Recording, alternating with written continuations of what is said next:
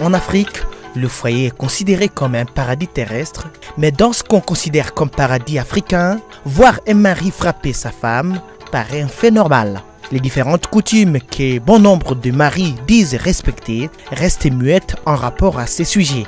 Néanmoins, nombre d'elles soutiennent l'idée de la suprématie de l'homme envers la femme. Ces coups que la femme reçoit au quotidien ont réellement des conséquences physiques et psychologiques sur sa personne. L'histoire est celle d'une femme qui habite à Goma, la ville située à l'est de la République démocratique du Congo. Je me suis mariée avec mon mari. Lorsqu'on avait eu notre premier enfant, il n'y avait pas de problème. C'est lorsque nous avons eu le deuxième enfant, c'est à ces moments que mon mari commençait à se compliquer. Il me frappait, il me piétinait avec ses chaussures à la tête. Soit il me donnait des coups de poing à la tête, parfois je saignais. Le sang coulé semble ne pas être le grand problème. Cette dame souffre déjà le mal de tête chronique et l'hypertension et nous a même brandi des preuves.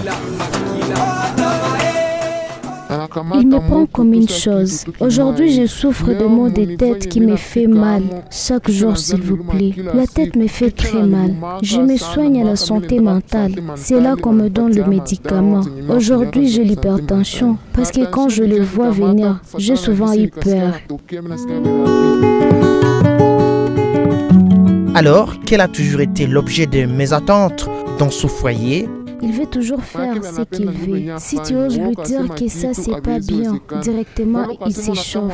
Il ne veut pas que nous discutions ensemble. Il veut que ce soit lui qui parle ou rien. Donc si tu ne veux pas recevoir de coups, là il faut te taire.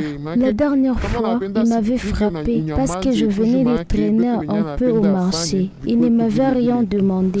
Subitement, il m'avait poussé. Je suis tombée malheureusement et j'avais cogné ma tête sur une pierre. J'avais eu une plaie sur ma tête et là j'avais subi une opération chirurgicale.